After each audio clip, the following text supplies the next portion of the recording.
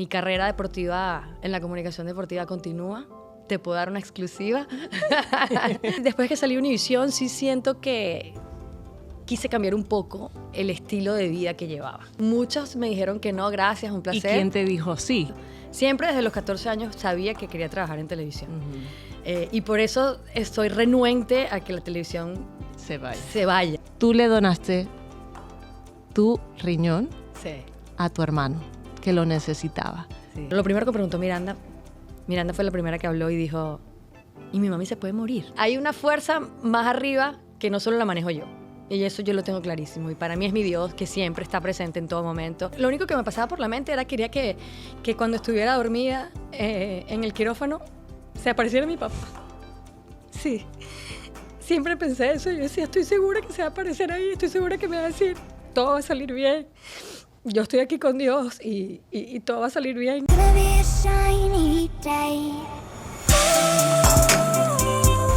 ¿Qué tal y bienvenidos a Sencillamente con Maite Interiano? Hoy tengo el placer de conversar con una de las mujeres más conocedoras del mundo del deporte, no solo porque lleva una carrera admirable de muchos años, eso que empezó bastante joven, sino que también porque es una de las grandes periodistas deportivas, una persona que admiro muchísimo, que quiero y me da tanto gusto tener acá, Adriana Monsalve. Bienvenida. Ay, qué bello, Maite. Qué bello se escucha cuando me presentas con esa voz tan tierna, tan profesional a la vez y con tanto cariño. Gracias, Maite. Me encanta estar aquí contigo, nuevamente estar juntas y bueno, hablar de nuestras vidas. Así es, porque hemos aprendido mucho y de verdad que para mí es un placer conversar contigo, Adri. Pasó mucho tiempo desde que te vi la última vez. Es verdad. Pero esta es la excusa perfecta para tenerte y conversar de una carrera impecable, de grandes proyectos, de una mamá ejemplar y bueno, de tantas cosas que podemos hablar tú y yo. Hasta de deporte. Hasta de deporte. No. Bueno, qué linda, gracias. Sí, han sido muchos años en la comunicación deportiva. Mi carrera me apasiona muchísimo. Mi trabajo me apasiona muchísimo. Y desde siempre, Adriana, a ver, comenzaste en un mundo donde quizás tristemente se dice, eso es para hombres, los deportes son para hombres, pero tú has sido una pionera y has abierto el camino para tantas mujeres en el mundo del deporte. ¿Cuándo te das cuenta tú, yo soy periodista, pero quiero ser periodista de deporte? Pasó por casualidad, fue circunstancias de la vida. Llegué a este país en el 2002, tenía 26 años, sí, 26 años. 20 y algo. 20 y algo. No saquen matemáticas. Tenía como 26 años. Como dicen los americanos, latest 20s. Exacto. Y bueno, siempre he trabajado en medios. En mi país trabajé en medios, pero no en deportes. Trabajé en variedades, era coanimadora de un programa de variedades, de concursos, y ahí empecé en una gran escuela que fue RCTV, que era uno de los 2 canales más importantes en Venezuela. Y bueno, pero tú sabes, en este medio, cuando tú empiezas y entras a este medio, siempre desde los 14 años sabía que quería trabajar en televisión. Y por eso estoy renuente a que la televisión se vaya y se esté muriendo. Creo que no, creo que muchos medios se pueden adaptar a lo que es la televisión y a lo que es el transmitir, ¿no? Sentimientos, historias, sucesos. Entonces, me vine a este país como cualquier emigrante llegó. En los primeros momentos no podía trabajar porque tenía que buscarme la manera de poder hacerlo de manera legal. Y mi esposo se vino con su compañía que tenía en Venezuela y abrió una sucursal de esa empresa en los Estados Unidos, pero yo tenía que simplemente ser pues la esposa de. Entonces, en ese momento no había mucha exposición y tantas opciones como hay hoy en día, ¿no? Que tenemos en lo digital. En esa época nada más existía Google. Y eso era mucho. Y eso era mucho, ¿no? Entonces, bueno, yo me acuerdo que hice una búsqueda en Google que decía agencias de modelo, agencias de publicidad, agencias de talentos. Y todas las que me salían, pues yo mandé mi currículum. Me empecé a empapar cómo se movía la industria aquí en los Estados Unidos. Me enteré que tenía que hacer un headshot. Entonces, con el headshot, atrás del headshot tenía que poner tu currículum, todo lo que habías hecho en medios, por supuesto. Y mandarla por correo físico. Y mandarlo por correo físico. Claro, no había email, no había emails, pero no era lo mismo. Pero no era lo mismo. Y sí tenía algunas cosas que tenía en video, entonces tenías que mandar un demo. que ese sí lo podías mandar por el correo electrónico, pero todo lo que era headshots y todo el currículum sí todavía iba por correo físico, ¿no? Era muy lindo ir a Office Depot y comprar una caja así de sobres para poder meter tu currículum y tus fotos. Cuando llegaron por primera vez mis headshots, era una emoción muy grande porque es, Dios mío, estoy entrando en un país nuevo, nadie me conoce, domino el idioma, gracias a Dios sí, pero bueno, había un mundo todavía hispano que estaba que había mucho por explorar, había muchísimas más oportunidades quizás que lo que hay hoy en día. Entonces, bueno, así empecé. Y mandaban, muchos me dijeron que no, gracias, un placer. ¿Y quién te dijo sí? ¿Quién fue quien te dio esa primera oportunidad? Bueno, empecé a trabajar como modelo de comerciales, como spokesperson de comerciales de televisión. Entonces hice Publix, fui imagen de Publix en algún momento, fui imagen de Rooms to Go, que también es una tienda que es una marca que ha trabajado por muchísimo tiempo a los hispanos en los Estados Unidos. Y eso es muy bonito porque generalmente en esa época se hacían comerciales de televisión para los hispanos, pero simplemente pues lo doblaban, ¿no? Claro. Al español. Rooms to Go siempre fue una marca que quiso trabajar con talentos y hacerlos también en español. O sea, tener sus talentos en inglés, pero también hacer sus talentos en español para llegarle muchísimo más a esa masa de hispanos que movemos a los Estados Unidos, ¿no? Entonces fue muy lindo porque empecé a trabajar ahí como spokesperson. También tuve mi marca de dealer de automóviles, por supuesto. Y bueno, en uno de esos comerciales de dealers de automóviles me vieron en Telemundo Orlando. Era un canal local que tenía a las 6 de la tarde su noticiero local. Tenía 1 hora de noticiero y estaban buscando, no me dijeron, cuando llego a hacer el casting, me dicen, el casting es de deportes. ¿Y tú ahí sabías del deporte? Siempre supe un poco más porque mi papá siempre me trató como un varón más en la casa en ese sentido, ¿no? en el sentido de que le encantaba llevarme al estadio. Como buenos venezolanos, mi papá era muy aficionado al béisbol, entonces me llevaba muchísimo al estadio a ver Magallanes contra Caracas, que es los Leones del Caracas, que es la gran rivalidad, por supuesto, en el béisbol venezolano. Entonces siempre, y él veía mucho béisbol de Grandes Ligas también, ver esos hispanos que podían irse a las Grandes Ligas. Entonces siempre vi mucho béisbol con él. Jugué toda la vida kickball, que en esa época las niñas todavía no jugábamos fútbol, por lo menos en Venezuela, pero jugábamos kickball, que era como un béisbol, pero con el pie. Claro. Entonces, y con una pelota como parecida más a la de fútbol. Entonces, por eso siempre yo digo que soy muy buena a balón parado, porque sabía patear nada más cuando estaba el balón parado. Pero, entonces bueno, y mi papá también veía mucho box. Ok, entonces ese casting con la experiencia de tu papá fue una gran ayuda para mí. Mi papá siempre ha estado presente en todo. Ya mi papá había fallecido. Mi papá falleció en el 2004 en Venezuela.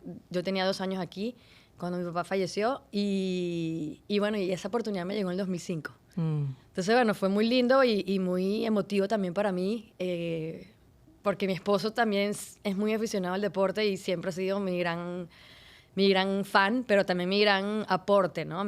Siempre discutía con él, practicaba con él. Ah, mira. Él también es muy aficionado al béisbol, entonces hablábamos mucho de béisbol, de los equipos, de las Grandes Ligas y también del Mundial, porque era un evento que a pesar que Venezuela nunca ha ido a un Mundial, pues somos muy aficionados a la Copa del Mundo. Entonces haces ese casting y eso es la puerta que te abre al mundo del deporte. Exactamente.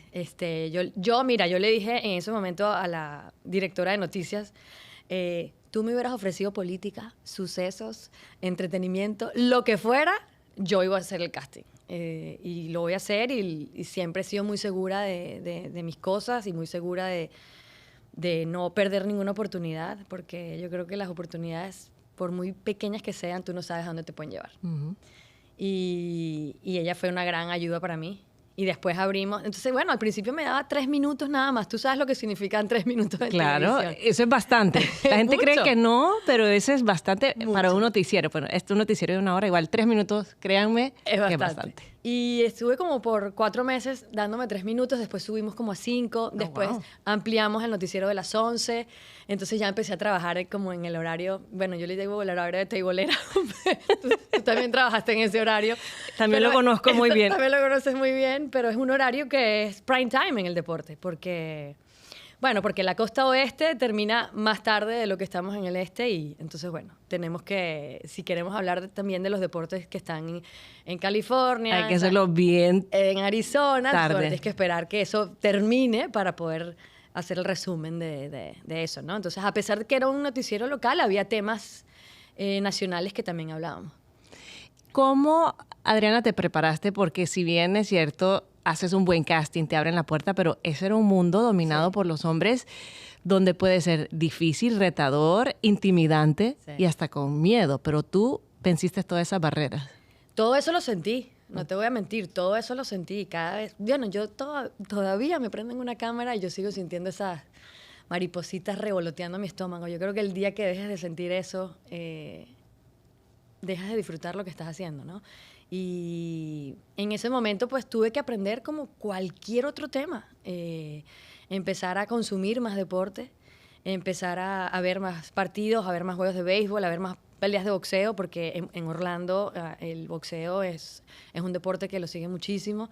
Hay una gran diáspora puertorriqueña en Orlando, entonces bueno, teníamos que irnos mucho a lo que era el deporte en Puerto Rico, el boxeo, el béisbol, también el Orlando Magic estaba en Orlando, bueno, ya por supuesto estaba establecido en Orlando, entonces éramos la fuente también del Orlando Magic, pero como era tan pequeño, Mighty, el canal,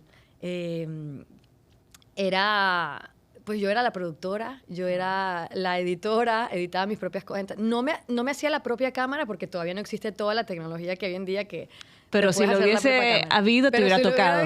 Me hubiera tenido que hacer la propia cámara. Siempre tuve un camarógrafo que me ayudaba mucho y también camarógrafos que les gustaba mucho el deporte, porque muchos hombres son aficionados al deporte, entonces también me ayudaban muchísimo los camarógrafos que me tocaban en Telemundo Orlando.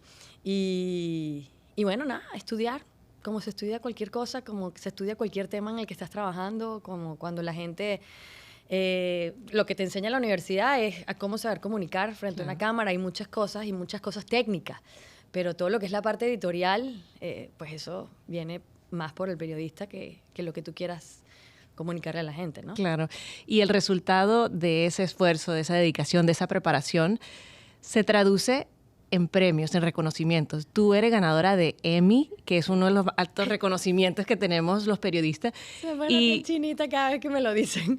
Pero hay que resaltarlo, Adri, porque pero eso... vino muchísimos años después. Claro, no. Y no... de sacrificios, yo siento que yo me lo gané en un año en específico, ¿no? En el 2022, pero yo siento que para mí fue un premio a toda mi trayectoria, ¿no? Desde que inicié en el 2005 en el mundo deportivo, desde que en algún momento decidí emigrar, dejar a mi país, dejar a mi familia.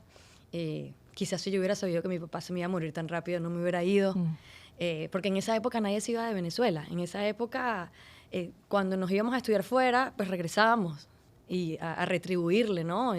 Todo ese esfuerzo que nuestros padres y nuestro país nos dio. Entonces, como que cuando me nombraron en el Lincoln Center en Nueva York, además en Nueva York, la capital del mundo, o sea, ¿cómo iba a pensar yo que en algún momento de mi vida iba a estar ahí recibiendo un premio tan prestigioso como un Emmy? Y bueno, fue ese camino desde el asiento, cuando me nombran y cuando llego al escenario a dar mi discurso, que por cierto no lo tenía preparado porque ya me habían nominado en 5 ocasiones, bendecida por supuesto también y agradecida, pero nunca me lo había ganado. Entonces como que esa fue la única vez que no preparé premio, speech o discurso, ¿sabes? Y dije, bueno, ya no me lo voy a ganar. Soy la eterna nominada, pero jamás premiada.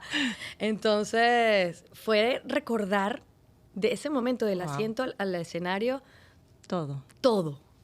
Desde que empecé, desde que por casualidad también o causalidad me llegó la oportunidad de llegar a ESPN, después por todo lo que he hecho en ESPN, en una empresa tan reconocida, tan prestigiosa en el mundo deportivo, en la comunicación deportiva, llegar a Univisión con un nivel protagónico muy grande. Todo eso como que lo volví a vivir, esos prácticamente en ese momento tenía 18 años de carrera en el mundo deportivo. Entonces dije, wow, me lo merezco. Y bueno, creo que dije palabras muy lindas y una de las cosas más lindas que dije fue al final, yo sabía que podía y lo hice.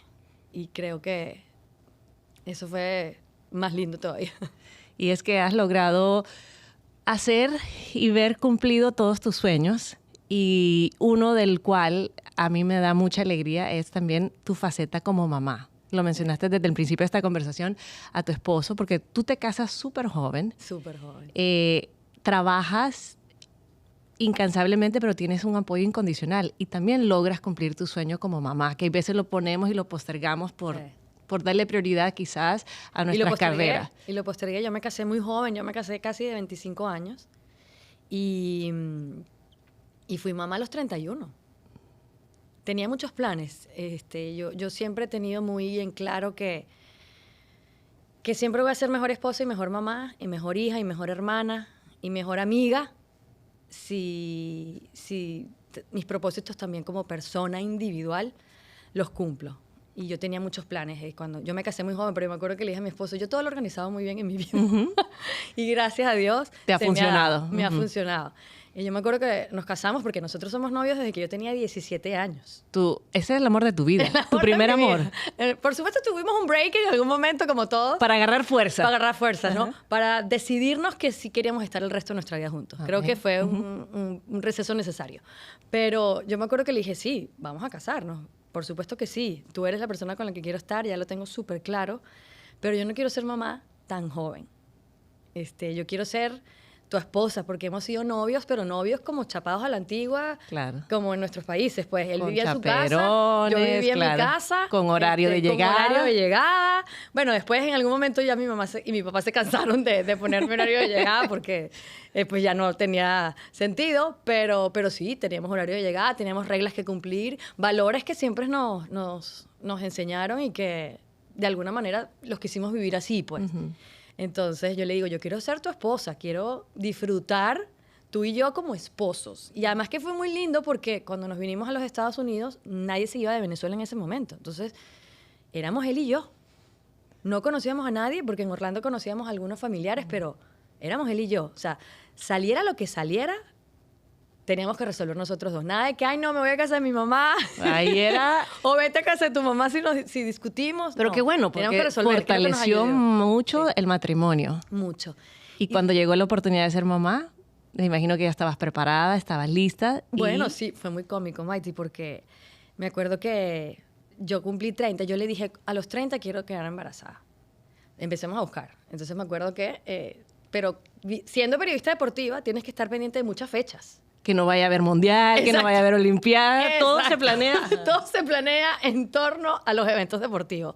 Porque no te quieres perder una cobertura a un mundial, porque no te quieres perder una cobertura en los Juegos Olímpicos, porque no te quieres perder ninguna cobertura, o sea, ninguna cobertura.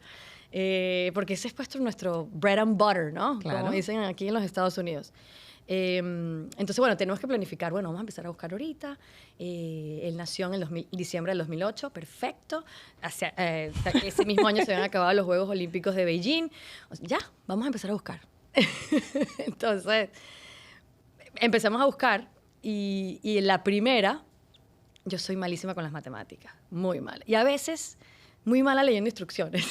Porque como que quiero que todo pase rápido. Entonces, voy y compro una prueba de embarazo. Porque unos amigos nos llamaron ese día y nos dijeron, estamos embarazados. Y yo, ¡qué emoción! Así como que si nos hubiéramos puesto de acuerdo. Y yo le digo a Ricardo, voy a ir a la farmacia. Voy a ir a comprar una prueba de embarazo porque es que, no sé, yo siento algo. Y era la primera vez, o sea, mi primera pérdida, pues, del periodo. Tu periodo estaba tarde. ¿No? Era la primera vez que mi periodo, ni siquiera estaba tarde todavía. Ahí fue el problema de no saber matemáticas muy bien ni leer las instrucciones. Me compré una prueba de embarazo y salió negativa. Y yo, no puede ser. Voy a tener problemas, que tú sabes. La tragedia. La tragedia. Mi esposo, pero por favor, mi esposo agarra la cajita de la prueba de embarazo y me dice, estas pruebas son para después de haber perdido la fecha de tu regla. Y yo, no, todavía no llegaba. Y estaba embarazada. Mira. Pero sí, Matías llegó en el 2008 y fue muy lindo, fue algo hermoso. Yo empecé a trabajar al mes. Wow. ¿No te costó? Bueno, fíjate que no. Ah, mira. Y te voy a decir que no porque como tenía horario de teibolera, Pasabas el día. pasaba todo el día con mi muchachito.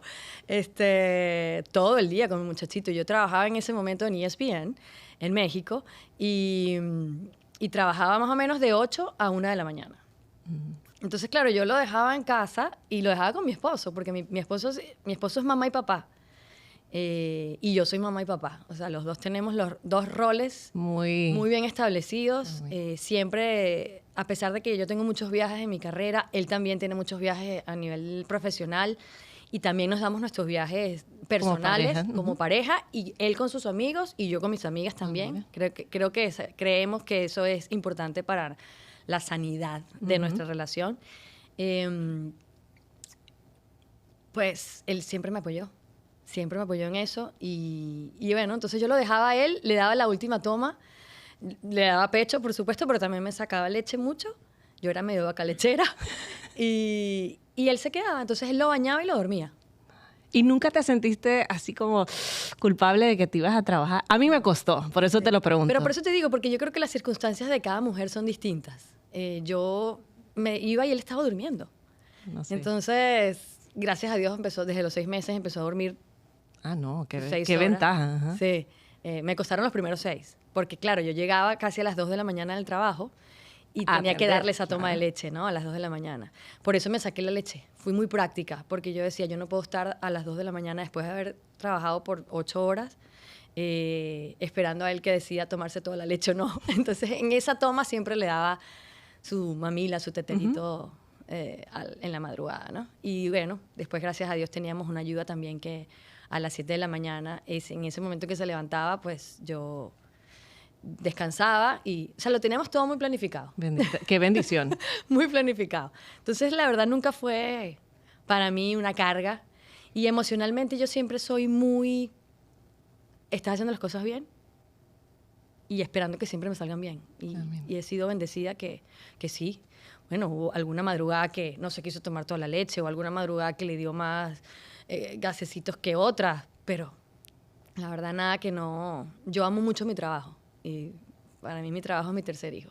Qué bueno que has logrado cumplir todos tus sueños, darle la atención a tus hijos y también ser una persona muy importante para el resto de tu familia. A mí nunca se me va a olvidar, Adri, que en el 2019 tú tomaste una de las decisiones más desprendidas que hay, las decisiones más generosas que hay, por un ser que uno ama, sí, que son los hermanos. Sí. Tú en el 2019... ¿Ves que ya cada vez que habla a mí se me pone la piel chinita? Dios mío, qué bello hablas, Mike. No, gracias. Pero de verdad que a mí cuando yo vi eso dije, wow, eso es un acto de amor generoso, incondicional. Y de eso se trata el amor. Tú le donaste tu riñón, sí, a tu hermano, que lo necesitaba. Sí. Y sin preguntar, sin cuestionar, estuviste ahí para él. Y para mí eso es admirable. Cuéntame un poquito de cómo llega a tu vida y qué tan difícil o no fue tomar esa decisión. Bueno, tú nombras el 2019, ¿no? Que fue cuando ocurrió la operación del trasplante. Pero yo creo que esa decisión yo la había tomado en el 1994, que fue cuando mi papá, que también tiene la misma enfermedad que mi hermano, es una enfermedad hereditaria, son riñones poliquísticos, en inglés se llama Polycystic Kidney Disease, es una enfermedad degenerativa, mi papá la sufrió también. De ahí la recibe mi hermano, ¿no? En ese momento a los dos nos hicieron una prueba para saber si los dos o uno de los dos había salido con la enfermedad. Y yo salí que no y él salió que sí. Entonces como que desde ese momento yo creo que sin saberlo, Dios, quizás en el 2019 lo entendí, que Dios me dijo y me trajo de alguna manera a esta vida como mi rol de hermana a estar ahí. O sea, no me puso la enfermedad a mí, pero me puso como esa figura de poder salvarle la vida a él, ¿sabes? Y eso cuando me enteré que mi hermano, porque yo sabía que él iba a necesitar un riñón en algún momento, porque lo viví todo el proceso de la enfermedad de mi papá. Mi papá en el 94 le diagnostican riñones poliquísticos y en el 95, un año después, consiguen un riñón para mi papá en Venezuela y le dieron su riñón. Bueno, vienen muchísimas complicaciones después. En ese momento la medicina no es lo que es hoy en día. Las medicinas que mi papá tenía que tomar para no rechazar el órgano, para que su cuerpo no rechazara el órgano, le hicieron daño en otros órganos en el cuerpo. Recordarle a la gente que cuando tú donas, tú recibes un trasplante de órgano, tú te conviertes en un paciente inmunosuprimido. O sea, es un paciente que no tiene... las defensas altas, porque precisamente se las bajan para que el órgano no pierda. Entonces estás expuesto a muchísimas infecciones, ¿no? Muchísimas cosas, otras cosas. Bueno, mi papá duró 10 años después de su riñón. Y bueno, yo sabía que eso era lo que iba a vivir mi hermano. Yo sabía que en algún momento él iba a necesitar un riñón. Pero en ese momento, en el 2019, después del Mundial de Rusia, mi hermano me sienta, porque él no quiso decirme nada durante el Mundial. Él sabía lo que había significado para mí esa cobertura en la Copa del Mundo y lo metida en el trabajo que estaba, que no quiso desconcentrarme, no me quiso preocupar. Entonces, cuando termina el Mundial, yo regreso a Miami y él vive también acá. Y me sentó y me dijo, Adri, quiero que sepas que ya tengo que hacer el proceso de buscar un riñón. Ya mi función renal se está acabando y no quiero quisiera no entrar en diálisis o quisiera no tener que entrar en diálisis. Entonces, bueno, voy a empezar a buscar las opciones en este país para poder buscar el riñón. ¿Ustedes habían hablado de que tú le podías donar? Nunca, y él tampoco me lo pidió. Pero inmediatamente él terminó, yo le digo, yo me quiero probar. Porque él me dijo, tengo 3 opciones. Que alguien me done un riñón, meterme en una lista de trasplantes en los Estados Unidos, y cuando salga un riñón que sea compatible para mí, que me lo den, o hacer un swap. Aquí es que alguien dona un órgano y se lo dan a mi hermano. También es una lista, por supuesto. Entonces, bueno, yo le dije, ¿dónde me pruebo? Yo quiero la primera opción. Pero esto tú ya le habías consultado con tu esposo, no, con tus hijos, con tu mamá, ¿no? Nadie, nada. Mi mamá fue una de las personas que más le costó aceptar la decisión. Pero, claro. Mi mamá, porque por un lado me decía, mi mamá sufre mucho. Sí. Mi mamá me decía, por un lado estoy feliz que alguien le vaya a dar un riñón a tu hermano, pero ¿por qué tienes que ser tú? Para ella fue muy duro. Para ella fue muy duro el día de la operación. Se enfermó y todo. De hecho, se enfermó y todo, pero no pudo estar con nosotros, sobre todo con mi hermano, porque como te digo, se le bajan las defensas. Si tienes una gripe, no te le puedes acercar a él, porque si no y a mí tampoco, porque si no la operación no se hubiera podido hacer. Entonces, me acuerdo que yo le dije a Adrián, eso fue en agosto, recién llegada del Mundial, en agosto del 2018. Y la operación no fue sino hasta febrero del 2019. Entonces, como en enero ya pautan la operación, me dicen, está el día. Y yo le digo a mi hermano, Adri, yo tengo que hacer una semana de cobertura del Super Bowl. O sea, yo llegaba al Super Bowl el lunes y la operación fue el martes. Y el Super Bowl en ese año fue en Atlanta. Hizo un frío. Ay, que te mueres. Es un frío que te mueres. Y me acuerdo que yo me llevé guantes, gorros, abrigos, ropa térmica, porque yo no me podía enfermar. O sea, a mí me daba una gripe y adiós operación. O sea, tenemos que pautar hasta que se terminara el virus o la bacteria, si me daba bacterial, ¿no? Entonces, bueno, gracias a Dios, como yo te digo, o sea, hay una fuerza más arriba que no solo la manejo yo. Y eso yo lo tengo clarísimo. Y para mí es mi Dios, que siempre está presente en todo momento. Él no iba a permitir que yo me enfermara en esa semana de trabajo. Y llegué el lunes. El lunes se lo dije a mis hijos. Yo no se los había querido decir antes. ¿Un día antes? Un día antes. Un día antes, porque yo no le quería a ellos generar esa expectativa. Bueno, esta Mirandita seguro te lo puede decir. No le queríamos generar esa expectativa. Miranda tenía como 4 añitos cuando pasó lo del trasplante, y Matías tenía como 7. Y el lunes en la noche los sentamos a los dos, mi esposo y yo. Y le dijimos, bueno, ustedes saben que el tío Adrián estaba enfermo, que el tío Adrián necesito un riñón, ¿ustedes han escuchado esa conversación? Sí, por supuesto. Entonces, bueno, mami, habló Ricardo, porque yo ahí sí, toda la experiencia que uno tiene en la comunicación no me sirvió. Y habló Rix y les dijo, y tu mamá va a ser la que les dé el riñón. Entonces, bueno, ellos preguntaron, lo primero que preguntó Miranda fue la primera que habló y dijo, ¿y mi mami se puede morir? Y ahí a mí se me cayó todo.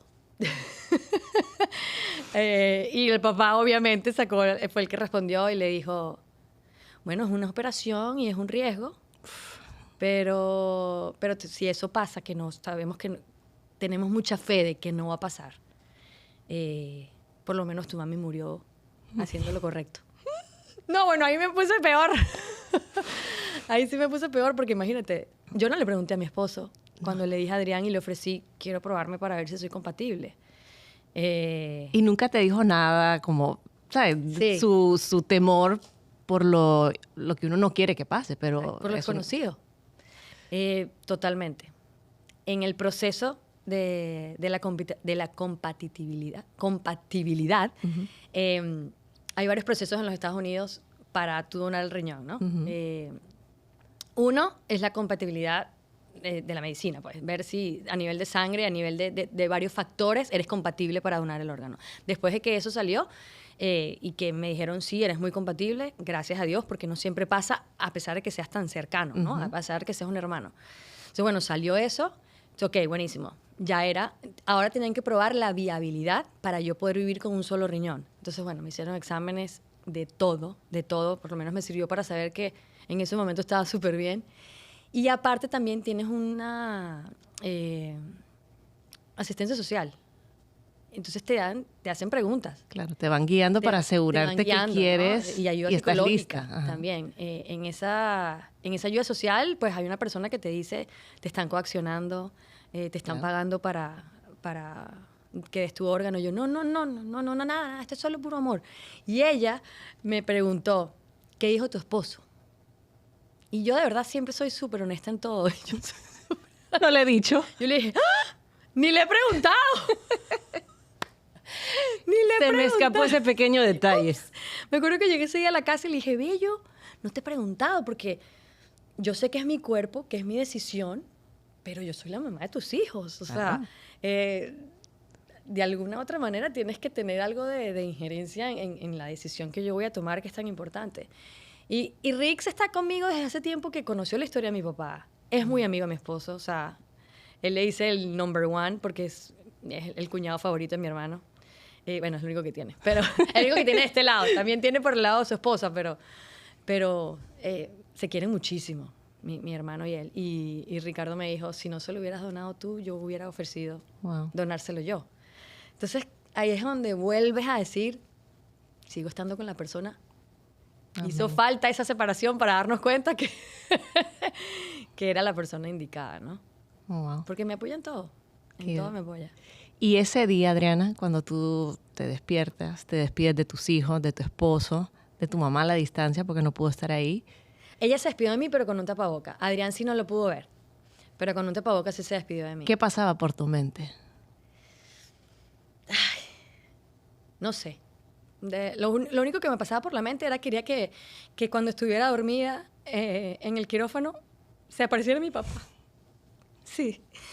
Siempre pensé eso. Yo decía, estoy segura que se va a aparecer ahí. Estoy segura que me va a decir, todo va a salir bien. Yo estoy aquí con Dios y todo va a salir bien. Y qué bueno que eres la hermana que eres. Mi negrita, sí. O sea, como que, nada, que estuviera conmigo ahí.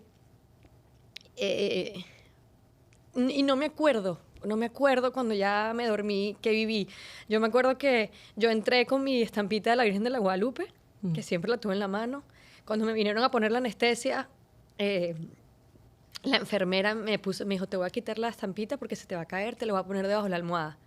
Y cuando me levanté, lo primero que hice fue, porque me acordaba, lo que ella me dijo fue agarrar la estampita de la Virgencita. Y le dije, gracias que estoy viva y gracias que todo salió bien y gracias a mi Dios que que estuvo ahí, que estuvo presente en el quirófano, que estuvo en las manos de esos doctores que hicieron una operación espectacular. Y nada, yo creo que eso. No me entró mucho. Yo me acuerdo que los doctores te decían, por ley, que tú te podías arrepentir hasta el momento que entrabas en el quirófano. O sea, hasta el momento que te ponían la anestesia. Y de hecho, él me preguntó, ¿estás segura? No hay ninguna duda de que quieras hacer eso. Y le dije, no, vamos. Y nada. Y yo nunca pensé que iba a salir mal. Amén. Nunca pensé que iba a salir mal. Yo nunca pensé que estaba arriesgando mi vida. O sea, yo siempre pensé, yo lo tengo que hacer, lo quiero hacer, y esto va a salir bien. Y voy a salir bien yo, y va a salir bien él.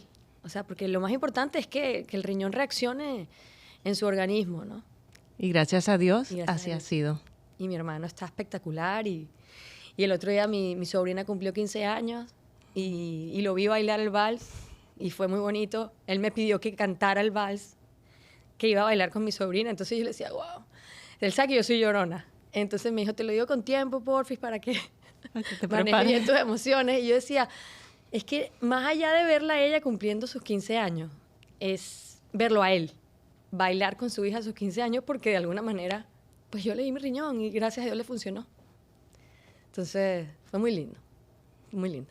Y es algo que la vida te ha premiado y te lo va a hacer de tantas maneras, con tantas bendiciones en tu vida y con tantas otras familias que se están recibiendo esos órganos, porque creo que es una conversación que no se tiene a menudo porque nos da temor. Nos da temor. Pero gracias a Dios la tecnología ha avanzado, se pueden salvar vidas. Un cuerpo puede dar no sé cuántos órganos para poder salvar muchas otras vidas y yo creo que eso es importante. Sí. Y de verdad que tú has sido un testimonio de ello y una gran inspiración para todas las personas. Bella.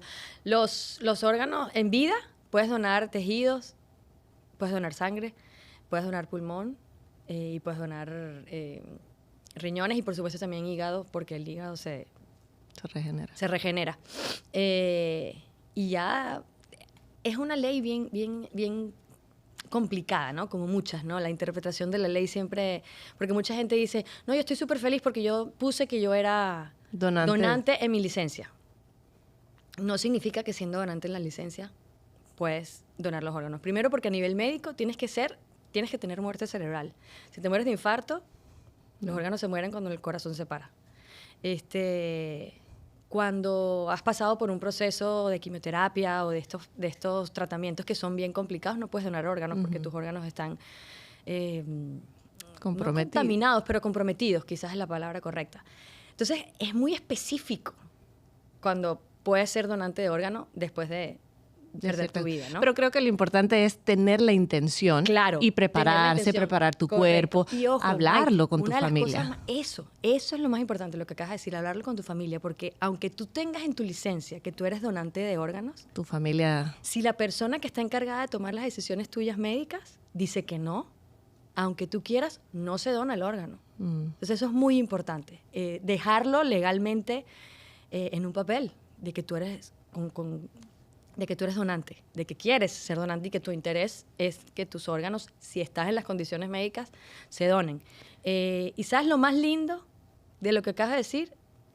Es que mucha gente, y eso es lo lindo de las redes sociales, yo sigo insistiendo a las redes sociales y tratando de ver el lado positivo a las redes sociales. Si mucha gente, conozco 5 casos que me han escrito y me han dicho, gracias a ti. Como te hemos visto, hemos donado órganos después de conocer tu historia. Tengo una amiga que le donó el órgano a su esposo, le donó un riñón. Tengo un amigo en España que le donó un riñón a su hermano. Y todos me llaman para, ¿sabes?, conversar, para tener esa plática, para entender un poquito, ¿no?, la toma de decisión, el proceso que vas a tener. Y son 5 personas que me han escrito, que me han dicho, doné mi órgano por ver tu historia y por verte también. ¿Ahora estás bien? ¿Cuál fue tu recuperación? ¿Sientes algo? No, nada. Mi recuperación fue como que si me hubieran quitado el apéndice. O sea, 0. Es una operación abdominal. Yo estuve 15 días de reposo y 1 mes para poder hacer ejercicio, pero porque era una operación abdominal, no porque fuera el riñón. Wow. O sea, después de que te hacen todas las pruebas de que eres viable para donar un riñón, pues yo, como te digo, yo siempre asumí que esto no iba a cambiar mi vida, que iba a cambiar la vida de él, para mejor. Pero la tuya sin duda ha sido muy bendecida en tantos aspectos. Amén, sí. Adri, tienes tantas cosas por dar, por Muy agradecida. hacer y por cumplir. ¿Qué Sí. te falta por hacer? ¿Qué viene próximo en este capítulo de tu vida? A mí me encanta ponerme retos, Ujú. retos cortos y también retos un poquito más extensos. Me niego a retirarme. Creo que Pero todavía tampoco tengo no mucho estamos que ni dar. en edad. Exacto. Eso no está todavía ni cerca de nosotras. No digas eso. Pero sí, después que salí de Univisión, sí siento que quise cambiar un poco el estilo de vida que llevaba. Okay. Yo siempre he disfrutado el momento que tengo, siempre le daba a mis hijos tiempo de calidad. Pero sí hay momentos que no estuve. Gracias a Dios ellos no lo han sentido y les han preguntado y mi mamá siempre ha estado conmigo. Entonces creo que Dios. trabajamos mucho mi esposo y yo para que ellos nunca sintieran mi ausencia Ni la de él. ni la de él. Entonces, bueno, vengo con un nuevo reto. Mi carrera deportiva en la comunicación deportiva continúa. Te puedo dar una exclusiva. Bueno, y creo que uno regresa a donde estuvo, ¿no? Ujú. Y mis primeros pasos en la comunicación deportiva en los Estados Unidos fueron en Telemundo. Y ahora voy a estar en Telemundo. Voy a estar en Telemundo pues, a nivel nacional, un poco más distinto, con una entrada distinta quizás a la que tuve hace 20 años, porque hace 20 años todavía nadie conocía a la Monsalve. Pero bueno, estoy muy contenta, voy a tener nueva casa y voy a poder seguir estando en los eventos más importantes del deporte, que es lo que siempre he querido. Entonces, eso quiere decir que el Mundial de Estados Unidos, Canadá y México lo vamos a ver contigo. Vamos a estarte acompañando ahí. Me van a estar acompañando ahí, por supuesto, con un gran grupo de profesionales. Estoy muy contenta de volverme a encontrar con excompañeros que también ahora están en Telemundo. Y sí, voy a tener la dicha nuevamente de estar en un mundial. ¿Y qué viene nuevo? ¿Cómo vas a hacer para, no sé, para seguir llegándole a la gente, seguir trayendo nuevas ideas, nuevas maneras de comunicar? Porque este es un mundial muy importante para todos nosotros. Es un mundial muy importante porque va a ser aquí, Ajá. va a ser en Estados Unidos, y Canadá y México, va a ser muy nuestro, va a ser pues nuestras selecciones, ¿no? Todas nuestras selecciones hispanas muy presentes en un lugar donde hay de cada uno de ellos, ¿no? O sea, aquí tenemos a peruanos, aquí tenemos a colombianos, aquí tenemos a mexicanos, aquí tenemos... Y ojalá hondureños. Hondureños, y ojalá venezolanos también. Si hay un año, es este. Ojalá, ojalá que nos toque. Exactamente, porque es un mundial que tiene más cupos Oportunidades, sí. y oportunidades para otras selecciones de llegar, de 48 en vez de 32. Así que yo tengo muchas expectativas para la Copa del Mundo. Vienen cosas interesantes en la que va a ser mi nueva casa Telemundo. Todavía no les puedo contar de tantos detalles, pero sí, vamos con el mismo profesionalismo de siempre, con la misma pasión de siempre, llegarle nuevamente a mi audiencia en los Estados Unidos. Eso me llena muchísimo.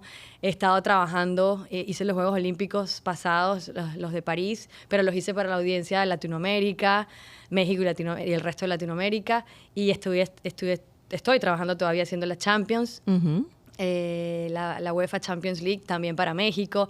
Entonces, es como que I'm back. Y la Monsalve is back and to stay. Me da mucha alegría, Adri. De verdad que celebro cada uno de tus éxitos, Amén, cada uno de tus sueños cumplidos. Y aquí vamos a estar siempre para aplaudirte, para que tú nos sigas guiando en este mundo de los deportes y enseñándonos tanto. Ya para finalizar, quiero que le mandes un mensaje a todas esas personas, niños, niñas, jóvenes y adultos inclusive, que no se atreven a abrir la puerta en un campo donde quizás no está abierta todavía para ellos, que quieren luchar por esos sueños. ¿Qué le quiere decir la Monsalve hoy que hubiese querido escuchar cuando empezaba su carrera? Wow. Les diría, sálganse de su zona de confort. Cuando nos salimos de la zona de confort crecemos. Cuando nos salimos de la zona de confort nos entendemos muchísimo más como individuos. no teman a lo desconocido. Yo creo que eso es una de las cosas más importantes. Uno de los temores más grandes en mi vida es la muerte, es saber qué viene después. Pero yo creo que con la fe y la espiritualidad que tiene uno, y que siempre la he tenido en mi vida, yo creo que uno dice, no puede ser algo malo. No puede ser algo malo porque a mí no me sale nada mal. Y tienes que tener la fe de que siempre va a salir bien, de que te puedes trabajar lo que tú quieras y que ningún sueño es tan grande como las ganas de cumplirlo. Amén. Y creo que eso es lo más importante. Y siempre tener y saber que no estás solo. O sea, siempre hay una fuerza, hay un espíritu que te acompaña. El que sea que quiera cada quien. Así es. Para mí es Dios, pero sin duda alguna nosotros tenemos que hacer el trabajo. Él nos ayuda, nos echa una manito, pero uno es el que tiene que buscar las cosas que quiere cumplir. Así es, y los tiempos de Dios son perfectos. Amén, sí. Y yo creo, al igual que tú, que cada uno venimos a este mundo con un propósito. Y los propósitos van cambiando a medida que nosotros vamos creciendo. Y el tuyo me queda hoy más que nunca claro. Gracias por inspirarnos, por guiarnos, por entretenernos, por educarnos y por llevar esa alegría donde sea que tú vas. Me da tanta felicidad este nuevo proyecto, esta oportunidad de conversar, que sea la primera de muchas. Adri. Amén, Esta es tu casa. Amén. Gracias, me encantó estar en tu casa. Siempre he tenido una química y un feeling contigo que es difícil a veces encontrar eso en este medio. Tú lo sabes. Yo siempre te disfruté muchísimo, siempre te admiré, siempre quería que se te cumplieran las cosas. Amén. Y fíjate que estamos aquí hoy las dos y fuiste mamá, que era un gran sueño para ti. Conseguiste una pareja que realza la personalidad tan hermosa que tú tienes. Y todo eso lo hablamos en un momento. Ay, señores, si ustedes supieran todos mis amigos que querían estar con Maite. Pero sin duda alguna, verte realizada Amén. En lo tuyo y verte en esta idea del podcast con esta diferenciación que siempre has tenido, creo que me encanta. Gracias por invitarme. Amén. Gracias por compartir este momento de fe conmigo y hacerme partícipe de este proyecto tan lindo que estás teniendo. Bueno. Te deseo el mejor de los éxitos. Igualmente, te quiero. Y ojalá nos volvamos a encontrar. Siempre.